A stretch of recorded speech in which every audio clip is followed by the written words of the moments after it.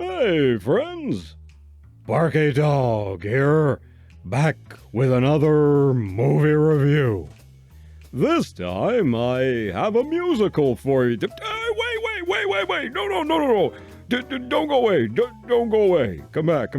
This musical is from MGM in its prime, and sports a pretty good cast, and has several points of interest.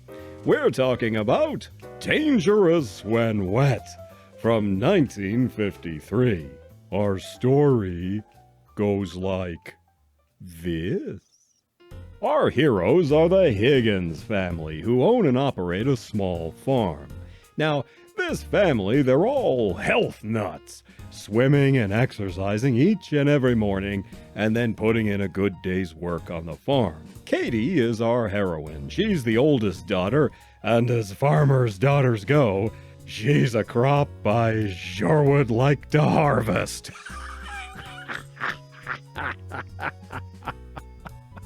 One day, a man comes along selling a product called Liquipep, which is essentially Vita-Mita Vegemin, a fake kinda health tonic you can get blitzed off of if you have too much of the stuff.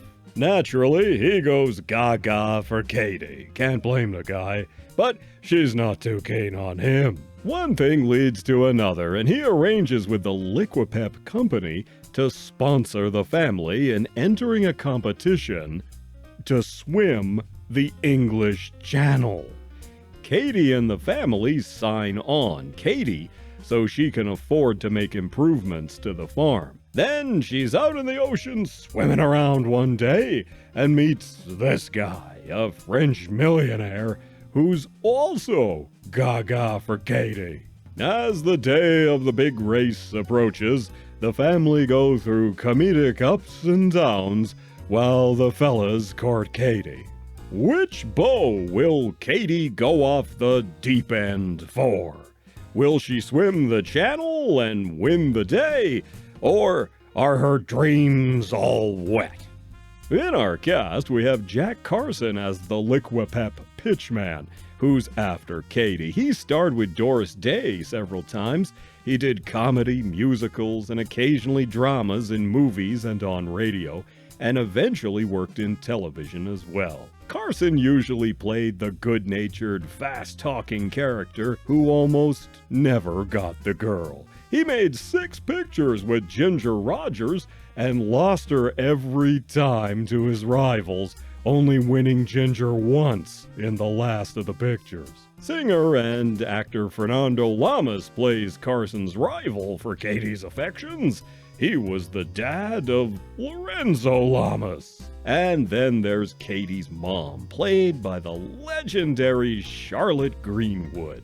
She was kind of a cross between Mary Wicks, Eve Arden, and Zazu Pitts.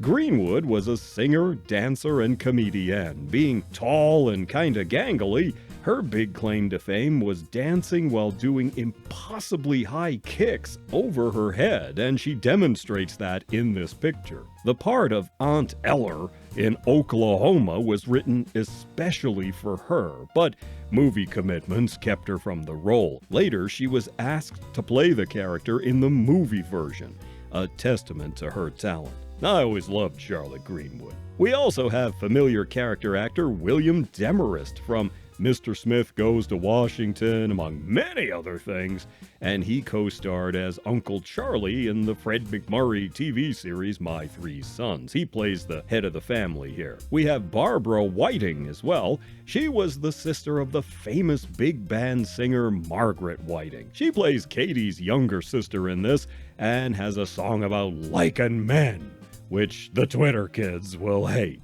Character actor Tudor Owen appears as an old sailor who explains the difficulty of swimming the English Channel. And if you look fast, you may spot Roger Moore as a reporter in a very early role.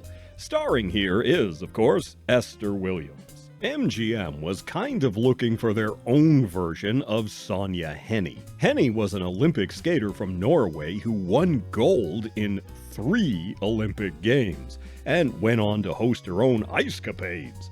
20th Century Fox turned her into a movie star, and her films in the 30s and 40s were very profitable. Esther Williams was a swimming champion, having won 3 national titles, and she would have landed a spot on the Olympic swim team in 1940 if not for the games being canceled due to World War II. Instead, she was recruited by MGM for a series of so-called aqua musicals, all of which featured Williams swimming. No matter the time, place, or era the movie was set in, you were bound to get a look at her lovely gams as she swam around at least once in every picture. She became known as America's Mermaid, and her popularity helped to popularize both competitive swimming and synchronized swimming. She once said that the water was her favorite co-star, but that didn't stop her from eventually marrying her co-star in this movie, Fernando Lamas, a marriage that lasted until he croaked. Probably from exhaustion. Am I right? The reality of competitively swimming the English Channel is well shown here. They point out it's not just the 20 miles from France to England, but it can add up to 30 or even 40 miles once you factor in the weather and cross currents in the channel. It takes all day, and it's a grueling undertaking. All of this was shot in the water off California, but still, it has a reality to it. You even see how the swimmers cover themselves in grease to keep out the cold temperatures in the water.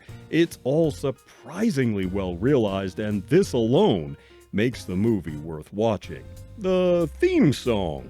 I got out of bed on the right side. I got out of bed on the right side. It's the bright side. I'm a booster of the rooster. It's a jaunty little number, reprised several times, most notably at the end of the picture, which has a super cute Hollywood ending. Film critic Gene Siskel reportedly would sing this song to himself whenever he felt down or stressed out.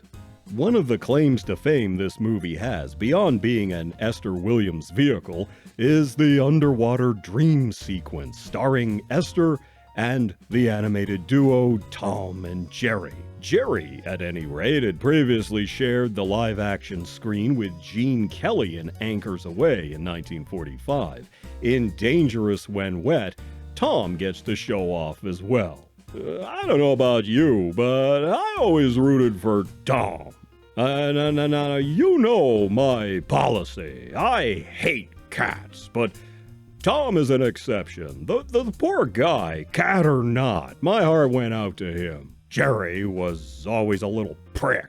Anyway, the animation cribs from a Tom and Jerry cartoon, The Cat and the Mermouse, from 1949.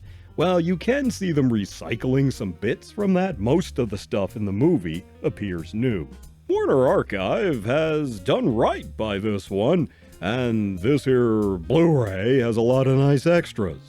You get the Tom and Jerry cartoon, among other things. Plus, they have this fake radio interview with Esther Williams. They used to do this thing where they would record a star answering questions, and then they'd put that on a record and send it out to radio stations where a local announcer would be edited in asking the questions the star supposedly responds to.